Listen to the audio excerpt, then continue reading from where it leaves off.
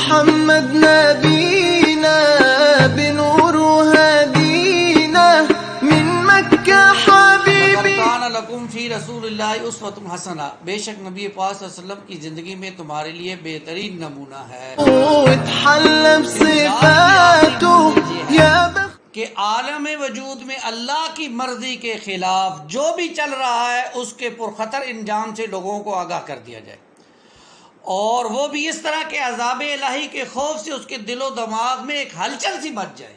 یہ ہے انذار، یہ ہے تبلیغ۔ يا نبي الله السلام۔ بلال رضی اللہ تعالیٰ عنہ کو تپتی ریت پر لٹایا جاتا تھا، اور یہی بس نہیں تھی، طائف سے واپسی پر رسول اللہ صلی اللہ علیہ وسلم کے ساتھ وہ کچھ ہو گیا جو مکے میں 10 سالوں میں نہیں ہوگا۔ 59 صحابہ کی لاشیں اٹھائی ہیں محمد رسول اللہ صلی اللہ علیہ وسلم نے، پھر جا کے اللہ کا دین غالب ہوا۔ هو الذی ارسل رسولہ بالہدی ودین الحق لیظہرہ علی الدین کلہ، وہی ہے اللہ جس نے بھیجا اپنے حبیب اپنے رسول کو الہدا۔ حبيبك خير الخلق كلهم يا نبي سلام عليك۔ اعوذ باللہ من الشیطان الرجیم، بسم اللہ الرحمن الرحیم۔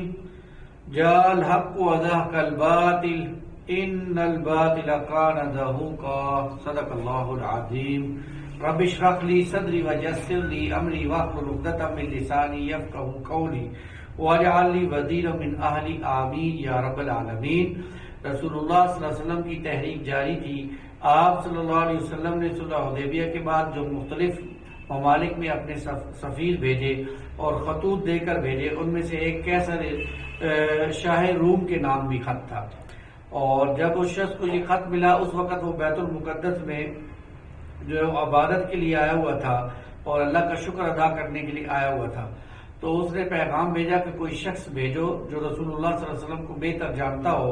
اس موقع پر ابو سفیان کا قافلہ وہاں موجود تھا، اور ابو سفیان کو لے کر لوگ جو ہے وہ ہرقل کے دربار میں پہنچے۔ تو ہرقل نے ابو سفیان کے درمیان جو گفتگو ہوئی اس کی چیدہ چیدہ نکات یہ تھے، ہرقل تم لوگوں میں اس کا نسب کیسا ہے؟ ابو سفیان وہ اونچے نسب والے ہیں۔ ہرقل کیا یہ بات اس سے پہلے بھی تم میں سے کسی نے کہی تھی؟ ابو سفیان نہیں، اس سے پہلے کسی نے نہیں کہی۔ ہرقل کیا اس کے باپ دادا میں سے کوئی بادشاہ گزرا ہے؟ ابو سفیان نہیں گزرا۔ ہرقل اچھا تو بڑے لوگوں نے اس کی پیروی کی ہے یا کمزور لوگوں نے؟ ابو سفیان کمزور لوگوں نے۔ ہرقل یہ لوگ بڑھ رہے ہیں یا گھٹ رہے ہیں؟ ابو سفیان بڑھ رہے ہیں۔ ہرقل کیا اس دین میں داخل ہونے کے بعد کوئی شخص اس دین سے پھرا ہے یعنی مرتد ہوا ہے؟ ابو سفیان کبھی ایسا نہیں ہوا۔ ہرقل جو بات اس نے اب کہی ہے کہ اس سے پہلے تم نے اسے کبھی جھوٹ کا الزام بھی دیا ہے، یعنی اس سے پہلے کیا وہ جھوٹ بولتے تھے؟ ابو سفیان کا جواب سنیے، انہوں نے فرمایا نہیں، کبھی نہیں بولتے تھے۔ ہرقل کیا وہ بدعہدی بھی کرتے ہیں؟ ابو سفیان نہیں۔ اور یہاں ابو سفیان کو ایک مشکوک بات کہنے کا موقع ملا، چنانچہ اس نے مزید کہا البتہ ہم لوگ اس وقت اس کے ساتھ صلح کی ایک مدت گزار رہے ہیں، معلوم نہیں اس میں وہ کیا کرے گی۔ ہرقل کیا تم لوگوں نے اس سے جنگ کی ہے؟ ابو سفیان جی ہاں۔ ہرقل تو تمہاری اور اس کی جنگ کیسی رہی؟ ابو سفیان جنگ ہمارے اور اس کے درمیان ڈول ہے، کبھی وہ ہمیں ذکر پہنچا لیتا ہے کبھی ہم اسے ذکر پہنچا دیتے ہیں۔ ہرقل وہ تمہیں کن باتوں کا حکم دیتا ہے؟ ابو سفیان وہ کہتا ہے صرف اللہ کی عبادت کرو، اس کے ساتھ کسی چیز کو شریک نہ کرو، تمہارے باپ دادا جو کہتے تھے اسے چھوڑ دو، وہ نماز، سچائی، پرہیزگاری، پاک دامنی اور صلہ رحمی کا حکم دیتا ہے۔ اس کے بعد ہرقل نے اس گفتگو پر تبصرہ کرتے ہوئے کہا تم نے بتایا کہ وہ اونچی نسب والا ہے، تو دستور یہی ہے کہ پیغمبر اپنی قوم کے سب سے اونچے نسب میں بھیجے جاتے ہیں، اور تم نے بتایا کہ اس سے پہلے تم میں سے کسی نے یہ بات نہیں کی، تو میں کہتا ہوں اگر ایسا ہوتا تو میں کہتا یہ شخص ایک ایسی بات کی نقل کر رہا ہے جو اس سے پہلے کہی جا چکی ہے، اور تم نے بتایا کہ اس کے باپ دادا میں کوئی بادشاہ نہیں گزرا، میں کہتا ہوں کہ اس کے باپ دادا میں اگر کوئی بادشاہ گزرا ہوتا تو یہ شخص اپنے باپ دادا کی بادشاہت طلب کر رہا ہوتا، اور تم نے بتایا کہ جو بات اس نے کہی ہے اس سے پہلے تم لوگوں نے اس پر کبھی جھوٹ کا الزام نہیں لگایا، تو میں نے یہ جان لیا کہ ایسا نہیں ہو سکتا کہ وہ لوگوں سے تو جھوٹ نہ بولے اور اللہ کے معاملے میں جھوٹ بولے، اور تم نے یہ بتایا کہ کمزور لوگ اس کی پیروی کر رہے ہیں، در حقیقت یہ ہے کہ یہی لوگ پیغمبروں کے پیروکار ہوتے ہیں۔ اور تم نے بتایا کہ یہ لوگ زیادہ ہو رہے ہیں، ایمان کا معاملہ ایسا ہی ہے یہاں تک کہ وہ مکمل ہو جائے، اور تم نے بتایا کہ ان میں سے کوئی آدمی مرتد نہیں ہوتا۔ یقیناً حقیقت یہی ہے کہ ایمان کی ایسی بشاشت ہے کہ جس کے دل میں گھر کر جاتی ہے پھر وہ اپنے ٹکڑے کروا دیتا ہے لیکن ایمان نہیں چھوڑتا۔ اور تم نے بتایا کہ وہ بدعہدی نہیں کرتا، یقیناً پیغمبر ایسے ہی ہوتے ہیں کہ وہ بدعہدی نہیں کرتے۔ تم نے بتایا کہ وہ تمہیں صرف اللہ کی عبادت کرنے، اس کے ساتھ کسی چیز کو شریک نہ ٹھہرانے کا حکم دیتا ہے، بت پرستی سے منع کرتا ہے، نماز، سچائی، پرہیزگاری اور پاکدانی کا حکم دیتا ہے۔ غیر جو کچھ تم نے بتایا اگر وہ برحق ہے تو یہ شخص بہت جلد میرے ان دونوں قدموں کی جگہ کا مالک ہو جائے گا۔ میں جانتا تھا کہ یہ نبی آنے والے ہیں لیکن میرا گمان نہ تھا کہ وہ تم میں سے ہوگا، اور اگر مجھے یقین ہوتا کہ میں اس کے پاس پہنچ سکوں گا تو اس سے ملاقات کی زحمت اٹھاتا، اور اگر اس کے پاس ہوتا تو اس کے پاؤں دھوتا۔ اس کے بعد ہرقل نے آپ کا خط منگوایا، پڑھا تو آوازیں بلند ہو گئی اور بہت شور مچا، چنانچہ اس نے ابو سفیان اور اس کے ساتھیوں کو باہر نکلوا دیا۔ باہر آ کر ابو سفیان نے اپنے ساتھیوں سے کہا کہ ابو قبیصہ کے بیٹے کا معاملہ بہت زور پکڑ گیا ہے، اس سے تو بنو اسفر رومیوں کا بادشاہ بھی ڈرتا ہے۔ اس کے بعد ابو سفیان کو پختہ یقین ہو گیا کہ رسول اللہ کا دین غالب آ کر رہے گا یہاں تک کہ اللہ نے اسے اسلام کی توفیق دے گی۔ یہ تو معاملہ ہوا اس طرح کا۔ اب دیکھیں کہ اس دوران اللہ کے رسول صلی اللہ علیہ وسلم نے جو ہے وہ اب 6 ہجری میں صلح حدیبیہ ہو رہی ہے، اور 2 سال رسول اللہ صلی اللہ علیہ وسلم کے قاصد باہر جا کر جو بادشاہ ہیں ان کو پیغام دے رہے ہیں۔ سن 8 ہجری کے رمضان میں اللہ تعالیٰ نے اپنے رسول کو مکہ جو ہے وہ فتح کرنے کا شرف بخشا۔ یہ بات بھی نوٹ کیجئے کہ دین اس وقت تک غالب نہیں ہوتا جب تک کہ ام القریٰ میں دین غالب نہ ہو جائے، اور اس وقت عربوں کا ام القریٰ عرب تھا۔ اگرچہ اللہ کے رسول صلی اللہ علیہ وسلم مدینے میں آئے تو آپ کو مدینے میں سکون نصیب ہو گیا، آپ نے یہاں پر بہت اچھے اچھے کام بھی کیے، لیکن دین کا غلبہ ممکن نہیں تھا جب تک عرب یعنی مکہ فتح نہیں ہو جاتا تھا۔ تو مکہ فتح ہونے کے بعد اللہ کے رسول کا دین غالب ہو گیا، اور آپ کے ذمہ جو ذمہ داری تھی یعنی اللہ کے دین کے غالب کرنے کی محنت اور کوشش کرنا، اس کو آپ نے پورا کر کے دکھایا، اور آپ نے اپنی زندگی میں اللہ کا دین غالب کر کے دکھایا، اور اپنی ہی زندگی میں اس کی ایکسٹینشن کی، یعنی اس کو آگے بھی عرب سے باہر بھی نکالا اور اس کی ذمہ داری امت کے کاندھوں پر ڈال دی۔ اس کا تذکرہ بھی آگے آئے گا انشاءاللہ۔ تو رمضان سن 8 ہجری میں اللہ کے رسول صلی اللہ علیہ وسلم نے غزوہ مکہ یعنی غزوہ فتح مکہ کی طرف پیش قدمی کی۔ اس کا سبب کیا بنا؟ سبب یہ بنا کہ بنو بکر حدیبیہ کے معاہدے میں قریشیوں کے ساتھ شامل ہو گئے تھے، ان کی بنو قضاء کے ساتھ دور جاہلیت کے ساتھ خون ریزی چلی آ رہی، جس کی آگ اسلام کی آمد کے بعد وقتی طور پر بجھ گئی تھی۔ جب حدیبیہ کی صلح ہو چکی تو بنو بکر نے اسے غنیمت جانا اور موقع پا کر شعبان سن 8 ہجری میں رات کے وقت بنو قضاء پر چھاپا مارا۔ اس وقت بنو قضاء وطیر نامی ایک چشمے پر تھے۔ بنو بکر نے ان کے 20 سے زیادہ آدمی قتل کیے اور انہیں مکے تک دھکیل لائے، بلکہ مکہ کے اندر بھی ان سے لڑائی کی۔ قریش نے بھی پس پردہ ان کی ہتھیاروں اور جنگجوؤں سے ان کی مدد کی۔ بنو قضاء کیونکہ صلح حدیبیہ میں مسلمانوں کے ساتھ شامل ہو گئے تھے اور ان کے متعدد افراد مسلمان بھی ہو چکے تھے، اس لیے انہوں نے رسول اللہ صلی اللہ علیہ وسلم کو اس واقعے کی اطلاع دی تو آپ صلی اللہ علیہ وسلم نے فرمایا، واللہ میں جس چیز سے اپنی حفاظت کرتا ہوں اس سے تمہاری بھی ضرور حفاظت کروں گا۔ ادھر قریش کو اپنی غلطی کا احساس ہو گیا اور اس کے نتائج سے وہ خوفزدہ ہوئے، اس لیے جلدی سے جو ابو سفیان کو مدینے میں سفیر بنا کر بھیجا اور کہا کہ معاہدے کو پختہ کیا جائے اور اس کی مدت بڑھائی جائے۔ ابو سفیان مدینے پہنچے تو اپنی صاحبزادی ام المومنین ام حبیبہ رضی اللہ تعالیٰ عنہ کے گھر گئے۔ جب رسول اللہ صلی اللہ علیہ وسلم کے بستر پر بیٹھنا چاہا تو انہوں نے بستر لپیٹ دیا۔ ابو سفیان نے کہا، بیٹی کیا تم نے اس بستر کو میرے لائق نہیں سمجھا؟ کہا یا مجھے اس بستر کے قابل نہیں سمجھا؟ تو بیٹی نے کہا، یہ رسول اللہ کا بستر ہے صلی اللہ علیہ وسلم، آپ ناپاک اور مشرک ہیں۔ ابو سفیان نے کہا، واللہ میرے بعد تمہیں شر پہنچ گیا ہے، یعنی تم تو باپ کی بھی عزت نہیں کرتی۔ پھر وہ رسول اللہ کے پاس آیا اور آپ سے گفتگو کی، آپ صلی اللہ علیہ وسلم نے کوئی جواب نہیں دیا۔ پھر وہ ابو بکر رضی اللہ تعالیٰ عنہ کے پاس آیا، انہوں نے بھی کوئی جواب نہ دیا، انہوں نے کہا میں نہیں کچھ کر سکتا۔ اس کے بعد سیدنا عمر کے پاس آیا، انہوں نے سختی سے انکار کر دیا۔ اس کے بعد سیدنا علی رضی اللہ تعالیٰ عنہ کے پاس گیا تو انہوں نے معذرت کی اور مشورہ دیا کہ وہ خود لوگوں کے درمیان امان کا اعلان کرے اور واپس چلا جائے۔ اس نے ایسا ہی کیا۔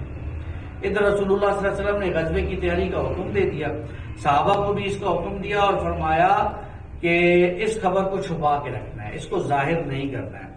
اور البتہ ایک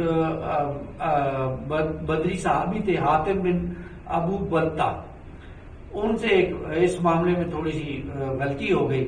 انہوں نے قریش کو ایک رکا لکھا اور یہ اطلاع بھیجی کہ رسول اللہ حملہ کرنے والے ہیں۔ انہوں نے یہ رکا ایک عورت کو دیا اور اسے قریش تک پہنچانے کا معاوضہ بھی دیا۔ رسول اللہ صلی اللہ علیہ وسلم کے پاس یہ خبر آسمان سے وحی کے ذریعے سے اللہ تعالیٰ نے بیان کر دی۔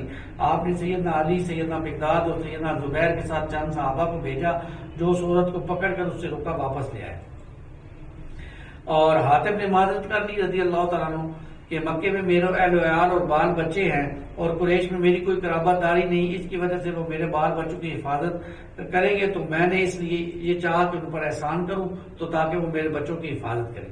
سیدنا عمر رضی اللہ تعالیٰ عنہ کو اس موقع پر بڑا غصہ آیا اور رسول اللہ صلی اللہ علیہ وسلم سے کہا کہ یا رسول اللہ مجھے چھوڑ دیجئے، میں ان کی گردن اٹھا لوں۔ تو رسول اللہ صلی اللہ علیہ وسلم نے فرمایا انہ شاہد بدر، دیکھو یہ تو جنگ بدر میں حاضر ہو چکا ہے، اور تمہیں کیا پتا، ہو سکتا ہے اللہ نے اہل بدر پر جھانک کر کہا ہو تم لوگ جو چاہے کرو میں تمہیں بخش دوں گا، یعنی اہل بدر کے اللہ تعالیٰ نے اگلے پچھلے سارے گناہ معاف کر دیے۔ یہ سن کر سیدنا عمر کی آنکھوں میں آنسو آ گئے اور کہا اللہ اور اس کے رسول بہتر جانتے ہیں۔ اب 10 رمضان المبارک سن 8 ہجری کو رسول اللہ صلی اللہ علیہ وسلم نے مدینے چھوڑ کر مکے کا رخ کیا۔ آپ کے ساتھ 10,000 صحابہ تھے۔ مدینے میں آپ نے ابو ذر غفاری رضی اللہ تعالیٰ عنہ کو بطور منتظم چھوڑا۔ آپ جب جفا پہنچے تو آپ کے چچا سیدنا عباس رضی اللہ تعالیٰ عنہ ملے، وہ مسلمان ہو کر اپنے بال بچوں سمیت عزت کرتے ہوئے آ رہے تھے۔ ابوا میں آپ کے چچیرے بھائی ابو سفیان بن حارث اور پھوپھی داد بھائی عبداللہ بن ابو امیہ ملے۔ آپ نے ان دونوں سے منہ پھیر لیا کیونکہ یہ دونوں آپ کو سخت اذیت دیا کرتے تھے اور آپ کی شان میں ہجو کرتے تھے۔ سیدنا ام سلمہ رضی اللہ تعالیٰ نے عرض کی ایسا نہیں ہونا چاہیے، آپ کے چچا زاد ہے اور پھوپھی زاد بھائی ہیں، آپ کے یہاں سب سے بدبخت ہوں۔ حضرت علی رضی اللہ تعالیٰ نے ابو سفیان بن حارث کو سکھایا کہ تم رسول اللہ کے سامنے جاؤ اور ان سے وہی کہو جو برادران یوسف نے سیدنا یوسف سے کہا تھا، تاللہ لقد آثرک اللہ علینا وان کنا لخاطئین، اللہ کی قسم اللہ نے آپ کو ہم پر فضیلت بخشی اور یقیناً ہم ہی خطا کار تھے۔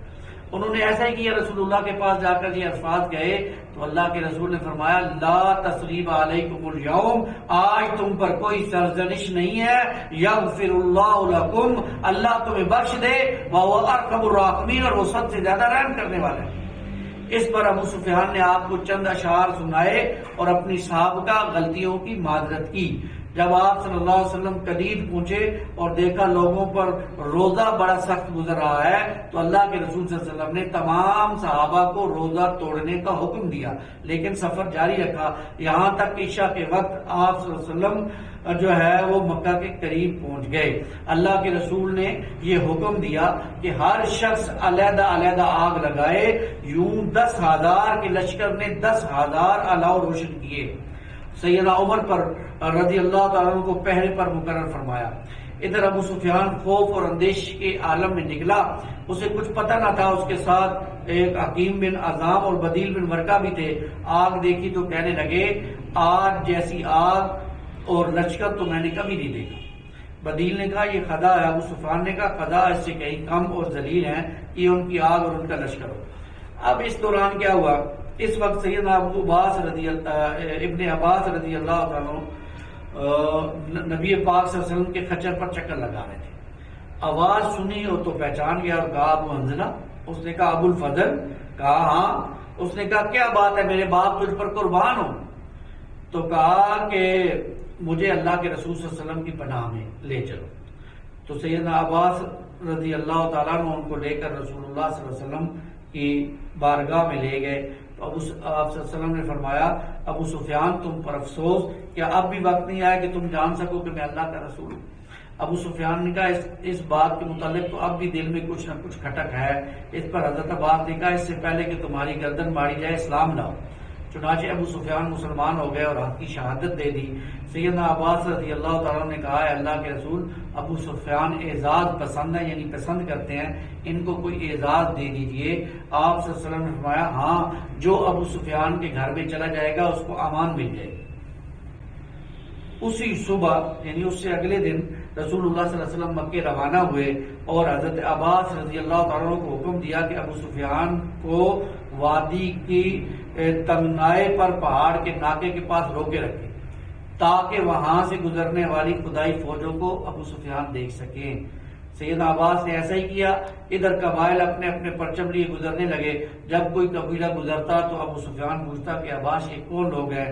جواب میں سیدنا عباس رضی اللہ تعالیٰ کہتے ہیں کہ یہ فلاں قبیلہ ہے، یہ فلاں قبیلہ ہے، یہاں تک کہ انصار کا دستہ گزرا تو جس کا پرچم سیدنا سعد بن عبادہ رضی اللہ تعالیٰ اٹھائے ہوئے تھے، انہوں نے کہا ابو سفیان آج خون ریزی اور مار دھاڑ کا دن ہے، آج کعبہ کی حرمت اٹھا لی گئی ہے۔ ابو سفیان نے کہا عباس پامالی کا دن مبارک ہو۔ پھر رسول اللہ صلی اللہ علیہ وسلم اپنے سب دستے میں تشریف لائے۔ آپ مہاجرین اور انصار کے ساتھ تھے، جہاں صرف لوہے کی باڑ دکھائی پڑ رہی تھی۔ ابو سفیان نے کہا سبحان اللہ، عباس یہ کون لوگ ہیں؟ حضرت عباس نے کہا یہ انصار اور مہاجرین کے گروہ کے درمیان رسول اللہ تشریف فرمائے۔ ابو سفیان نے کہا بھلا ان سے معاذرائی کی کس کے اندر طاقت ہے؟ تمہارے بھتیجی کی بادشاہت تو بڑی زبردست ہوگی۔ سیدنا عباس نے کہا یہ نبوت ہے۔ اس نے کہا ہاں فی الواقع ایسا ہے۔ پھر رسول اللہ صلی اللہ علیہ وسلم کو سیدنا سعد کی بات بتلائی۔ آپ صلی اللہ علیہ وسلم نے فرمایا سعد نے غلط کہا ہے، آج کعبے کی تعظیم کا دن ہے، آج کعبے کو غلاف بنایا جائے گا۔ اور پرچم حضرت سعد سے لے کر ان کے صاحبزادے قیس کے حوالے کر دیا۔ نبی صلی اللہ علیہ وسلم کے گزرنے کے بعد ابو سفیان تیزی سے مکے پہنچے اور نہایت بلند آواز سے پکارا قریش کے لوگوں یہ محمد ہے، تمہارے پاس اتنا بڑا لشکر لے کر آ رہے ہیں، تم مقابلے کی طاقت نہیں رکھتے، لہذا جو ابو سفیان کے گھر داخل ہو جائے گا اسے امان۔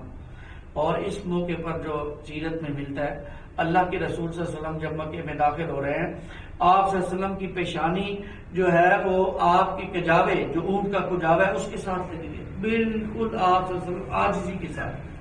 اور یہ وہ فاتح ہیں، آپ اندازے کریں فاتح جب کسی شہر میں داخل ہوتے ہیں تو تہس نہس کر دیتے ہیں، لیکن اللہ کے رسول صلی اللہ علیہ وسلم کی پیاری سنت، آپ صلی اللہ علیہ وسلم کا پیارا اسوہ کیا ہے کہ آپ مکے میں داخل ہو رہے ہیں اور آپ کی پیشانی جو ہے وہ لگی ہوئی ہے اونٹ کے کجاوے کے ساتھ۔ ادھر اللہ کے رسول صلی اللہ علیہ وسلم مکے میں داخل ہوئے تو آپ صلی اللہ علیہ وسلم حرم کے اندر تشریف لے گئے، خانہ کعبہ کے اندر تشریف لے گئے۔ آپ جو ہے وہ بیت اللہ کے گرد جو 307 بت پڑے ہوئے تھے ایک ایک کو اپنے ہاتھ سے گراتے جاتے اور آپ صلی اللہ علیہ وسلم یہ آیت پڑھتے جال حق وزاق الباطل ان الباطل کان زہوقا، حق آ گیا اور باطل مٹ گیا اور یقیناً باطل ہی مٹنے والا ہے۔ اس سے آپ صلی اللہ علیہ وسلم یہ سارا کام کرتے۔ آج بھی باطل مٹا ہوا ہے؟ سوچئے، آج تو باطل دندناتا پھر رہا، آج اہل ایمان مغلوب ہو چکے ہیں، آج اہل باطل غالب آ چکے ہیں اور طرح طرح سے مسلمانوں کے لیے مشکلات کھڑی کر رہے ہیں۔ تو ضرورت کس بات کی ہے؟ ضرورت اس بات کی ہے کہ آج بھی اللہ کے رسول کے دین کے ساتھ کھڑا ہوا جائے اور آج بھی آپ صلی اللہ علیہ وسلم کے اسوے پر عمل کرتے ہوئے باطل کو ختم کرنا ہے ہم نے۔ اللہ ہمیں اس کی توفیق عطا فرمائے۔ آپ صلی اللہ علیہ وسلم نے کعبے کی تطہیر کر دی، بتوں کو اٹھوا دیا اور پھر آپ صلی اللہ علیہ وسلم جو ہے وہ اس میں نماز ادا کی۔ پھر اس کے بعد آپ صلی اللہ علیہ وسلم نے دروازہ کھولا، قریش میں مسجد حرام میں جو ہے وہ قریش سارے مسجد حرام میں جمع ہو چکے تھے۔ تو آپ صلی اللہ علیہ وسلم نے ان سے پوچھا بتاؤ آج تمہارے ساتھ کیا سلوک کیا جائے؟ قریش کے لوگوں نے کہا کہ آپ تو کریم ہیں اور کریم بھائی کے صاحبزادے ہیں۔ تو آپ صلی اللہ علیہ وسلم نے فرمایا لا تثریب علیکم اليوم، آج کے دن تم پر کوئی سرزنش نہیں ہے، جاؤ تم سب آزاد ہو۔ یہ ہے محمد الرسول اللہ صلی اللہ علیہ وسلم کا اسوہ، یہ ہے آپ صلی اللہ علیہ وسلم کی۔ دیکھیں آپ صلی اللہ علیہ وسلم نے سب کو معاف کر دیا۔ چند ایک لوگوں کے نام ہیں جن کو آپ صلی اللہ علیہ وسلم نے قتل کرنے کا حکم دیا، اس کے علاوہ سب کو معاف کر دیا۔ یہ وہ لوگ تھے جنہوں نے رسول اللہ صلی اللہ علیہ وسلم کو مکے سے باہر نکلنے پر مجبور کیا، مکے سے ہجرت پر مجبور کیا۔ اور آپ صلی اللہ علیہ وسلم کو کتنا ستایا جاتا تھا، آپ کے صحابہ کو کتنا ستایا جاتا تھا، لیکن اللہ کے رسول نے سب کو معاف کر دیا، سب کو معاف کر دیا۔ یہ اسوہ اللہ کے رسول سے، اللہ کے رسول کا اسوہ یہ ہے کہ لوگوں کو معاف کیا جائے۔ غلطیاں انسانوں ہی سے ہوا کرتی ہیں اور غلطیوں کو معاف کرنا یہ رسول اللہ کی سنت ہے صلی اللہ علیہ وسلم۔ لیکن ہمارے یہاں متکبر لوگ جب غلطیوں پر غلطیاں کرتے ہیں اور ان سے جب غلطی کی کوئی معافی طلب کرے تو وہ معاف نہیں کرتے، یا معاف کرتے ہیں تو ذلت کے ساتھ کرتے ہیں۔ میرے پاس ایسے ایسے واقعات ہیں، میں اگر آپ کو سناؤں تو آپ دہل جائیں۔ کبھی ان سے ناکوں سے لکیریں نکلوائی جاتی ہیں، تب معافی نامہ ملتا ہے دوسرے کو، اور کبھی کیا سے کیا کیا جاتا ہے، لیکن اللہ کے رسول نے سب کو معاف کر دیا۔ لا تثریب علیکم الجوم، آج تمہارے اوپر کوئی جو ہے وہ قدغن نہیں ہے، تم آزاد ہو، تم جاؤ۔ یہ اصل بات۔ اس کے بعد اللہ کے رسول صلی اللہ علیہ وسلم نے جن لوگوں کو قتل کرنے کا حکم دیا تھا ان میں عبداللہ بن سعد بن ابو سرح تھے، اکرمہ بن ابو جہل تھے، لیکن یہ بعد میں ایمان لے آئے تھے اکرمہ بن ابو جہل۔ اور اس کے بعد اللہ کے رسول صلی اللہ علیہ وسلم نے جو ہے وہ ام ہانی بنت ابو طالب کے گھر میں داخل ہوئے، آپ وہاں غسل کیا، 8 رکعت فتح کی نماز پڑھی، ہر 2 رکعت پر سلام پھیرا۔ ام ہانی نے اپنی 2 دیوروں کو پناہ دے رکھی تھی، سیدنا علی انہیں قتل کرنا چاہتے تھے۔ ام ہانی نے پوچھا تو رسول اللہ نے فرمایا جسے تم نے پناہ دے دی اسے ہم نے بھی پناہ دے دی، انہیں بھی اللہ کے رسول نے معاف کر دیا۔ اس کے بعد کعبے کی چھت پر نماز ظہر کا وقت ہوا تو رسول اللہ صلی اللہ علیہ وسلم نے سیدنا بلال کو حکم دیا، انہوں نے کعبے کی چھت پر آذان دی۔ یہ غلبہ اسلام کا اعلان کا پہلی آذان دی غزوہ اسلام کے بعد اللہ کے رسول صلی اللہ علیہ وسلم نے دین ہے۔ مکے میں رسول اللہ صلی اللہ علیہ وسلم نے 19 دن قیام کیا، اور انصار کو یہ شبہ ہوا کہ شاید رسول اللہ صلی اللہ علیہ وسلم اب مکے میں رہیں، کیونکہ یہ آپ کی جائے پیدائش ہے، آپ نہیں رہی ہیں، لیکن اللہ کے رسول نے فرمایا میرا جینا مرنا اب تمہارے ساتھ ہے۔ اس لیے 19 دن کے بعد رسول اللہ صلی اللہ علیہ وسلم نے واپسی مدینے کا سفر شروع کیا۔ مدینے پہنچ کر اب اللہ کے رسول صلی اللہ علیہ وسلم کا دین غالب ہو چکا۔ اللہ کے رسول صلی اللہ علیہ وسلم کو یہ معلوم ہوا کہ باہر کے کچھ لوگ ہیں جو رسول اللہ صلی اللہ علیہ وسلم کے دین کو مٹانا چاہتے ہیں۔ اس موقع پر اللہ کے رسول صلی اللہ علیہ وسلم نے جو ہے وہ اس کو کہتے ہیں غزوہ تبوک کی طرف جو ہے وہ مسلمانوں کے جو ہے ساتھ جانے کا ارادہ فرمایا، اور آپ صلی اللہ علیہ وسلم نے یہ حکم دیا کہ تمام لوگ چلیں گے۔ یہ سن 9 ہجری میں رجب سن 9 ہجری میں غزوہ تبوک پیش آیا، اور اس مرتبہ ٹکراؤ رومیوں کے ساتھ، اس لیے کوئی واپس نہیں رہ سکتا، اور یہ سمجھیے کہ یہ مسلمانوں کی زندگی کا اہم ترین غزوہ تھا، اور رسول اللہ صلی اللہ علیہ وسلم کی زندگی کا آخری غزوہ تھا۔ رسول اللہ صلی اللہ علیہ وسلم نے سب کو کہا کہ چلیں گے، اور آپ صلی اللہ علیہ وسلم نے اس موقع پر جو ہے وہ نفیر عام کی اور سب کو اعلان پہنچا، اور ظاہری بات ہے دستے کے لیے کھانے پینے کا انتظام کرنا، ہتھیاروں کا انتظام کرنا، اس کے لیے بھی کہا گیا کہ جو جتنا دے سکتا دے۔ اس موقع پر بڑی اہم مثالیں کا سیدنا ابوبکر رضی اللہ تعالیٰ عنہ پورا گھر اٹھا کر لے آئے۔ اللہ کے رسول نے پوچھا وہ ابوبکر کوئی گھر والوں کو نہیں چھوڑا؟ فرمایا یا رسول اللہ گھر میں اللہ اور اس کے رسول کا نام ہی کافی ہے۔ اس موقع پر سیدنا عمر آدھا گھر اپنے اٹھا کر لے آئے، اللہ کے رسول صلی اللہ علیہ وسلم کے قدموں میں ڈال دی۔ سیدنا عثمان نے بہت سے اونٹ دیے، اور اس موقع پر اللہ کے رسول نے عثمان سے رضی اللہ تعالیٰ عنہ کے بارے میں یہ فرمایا تھا، انہوں نے 900 اونٹ اور 150 گھوڑے دیے۔ نبی صلی اللہ علیہ وسلم نے ان کے بارے میں فرمایا آج کے بعد جو آسمان کر لیں انہیں نقصان نہیں ہوگا۔ عبد الرحمن بن عوف رضی اللہ تعالیٰ عنہ نے 200 یعنی 8000 اقیہ یعنی 8000 درہم پیش کی۔ اسی میں ایک صحابی ایسے تھے جو ساری رات ایک یہودی کے گھر کنویں سے پانی نکالتے رہے، اور ان کو چند کھجوریں معاوضے میں ملی، اور چند کھجوریں لے کر رسول اللہ صلی اللہ علیہ وسلم کی بارگاہ میں پیش ہوئے اور اللہ کے رسول کو دے دی۔ رسول اللہ صلی اللہ علیہ وسلم نے ان چند کھجوروں کو سارے ڈھیر پر پھیلا دیا۔ اسی موقع پر منافقین نے طنز بھی کیا، اب جو زیادہ دے رہا تھا اس کو تانے دیے کہ یہ تو ریا ہے، اور جو کم دے رہا تھا اور کہتے کہ ان کھجوروں کے ساتھ یہ روم سے ٹکرانے چلے، طرح طرح کی باتیں کی، منافقی باتیں کی، اور غزوے پر بھی تشریف نہیں لے گئے۔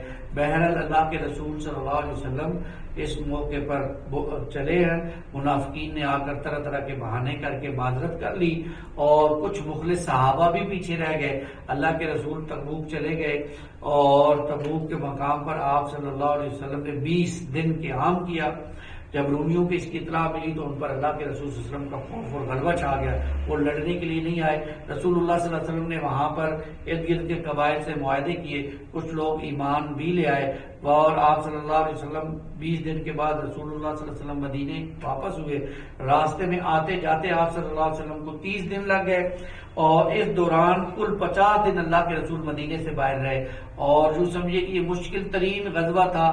صحابہ کرام جو ہے وہ ایک صحابہ کے لیے جو ہے 3 صحابہ کے لیے 1 کھجور دن کا کھانا ہوا کرتی تھی. اور 17 یا 18 میل کے بعد جو ہے وہ ایک صحابی کی باری آتی تھی اونٹ پر یا گھوڑے پر سوار ہونے. تلواریں بڑا ہی مشکل غزوہ تھا. تو بہر اللہ کے رسول واپس آئے تو اس غزوے سے واپسی پر ایک گھاٹی سے اللہ کے رسول گزر رہے تھے تو منافقین نے اللہ کے رسول صلی اللہ علیہ وسلم کو قتل کرنے کا ارادہ کیا. اس موقع پر اللہ کے رسول کے ساتھ سیدنا عبداللہ بن حذیفہ رضی اللہ تعالیٰ تھے. آپ صلی اللہ علیہ وسلم نے جب انہوں نے یہ معاملہ کیا تو اللہ کے رسول نے ان کے نام ان کو بتا دیے. اس لیے ان کو صاحب سر النبی بھی کہتے ہیں، یعنی اللہ کے رسول صلی اللہ علیہ وسلم کے رازدار. اور یہ شرط لگائی تھی کہ یہ نام کسی کو بتانا نہیں، یعنی یہ ساتھ آپ صلی اللہ علیہ وسلم نے کہا. ایک موقع پر سیدنا عمر نے ان کو بلوایا تھا جب آپ کی خلافت آئی تو آپ نے حذیفہ کو بلوایا، حذیفہ آؤ. جب حذیفہ آ گئے تو کہا حذیفہ مجھے یہ تو معلوم ہے کہ تم ان منافقوں کے نام مجھے نہیں بتاؤ گے کیونکہ رسول اللہ نے آپ کو منع کیا، لیکن خدا کی قسم ہے مجھے اتنا بتا دو کہ اس لسٹ میں کہیں عمر کا نام تو نہیں، یہ بتا دو. بہرحال اللہ کے رسول صلی اللہ علیہ وسلم وہاں سے واپس آئے.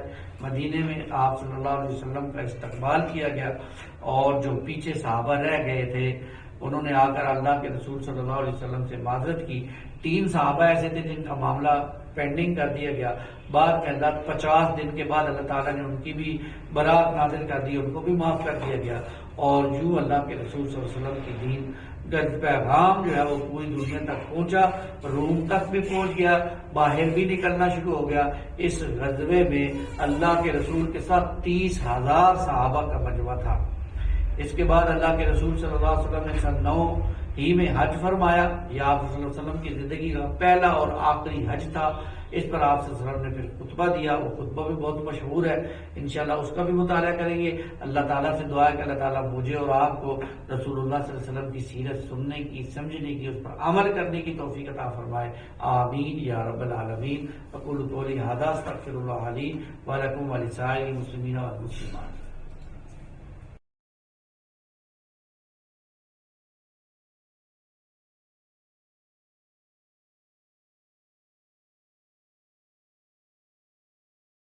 Bravo cadet college تلگانگ